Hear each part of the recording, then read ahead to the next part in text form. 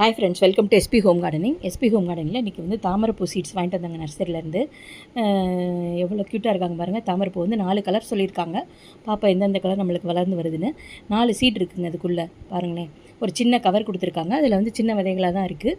பார்ப்போங்க எப்படி நல்லா வராங்கன்னு. இந்த 4 விதைகள் இருக்குது. இந்த 4 விதைகளோட எட்ஜ் இருக்குது பாருங்கங்க. ஒரு விதைக்கு எட்ஜ் 2 சைட்லேயும் நம்ம அதை வந்து இது மாதிரி ஸ்க்ரப் பண்ணணுங்க, தேய்ச்சி விடணுங்க. இது மாதிரி ஒரு தரையில் 2 சைடும் நல்லா அது தேயிற மாதிரி அந்த ஷார்ப்பாக கொடுத்துருப்பாங்க. அது 2 சைடுமே நல்லா தேஞ்சு வரணுங்க. தேஞ்சு வந்தால் தான் தாமரைப்பூ சீட்ஸ் வந்து அதிலேருந்து நல்லா துளிர்கள் விட்டு நல்லா வருவாங்கங்க. இது மாதிரி ஒரு பிளாஸ்டிக் பாட்டிலில் தண்ணியை நிரப்பி வச்சுக்கிட்டு இந்த 4 சீடையும் வந்து இந்த பிளாஸ்டிக் பாட்டிலுக்குள்ளே போடணுங்க. பாருங்கள், இந்த மாதிரி இது மாதிரி தாங்க தேய்ச்சிக்கிறணும். 2 சைடும் நல்லா வந்து ஷார்ப்பாக இருப்பாங்க.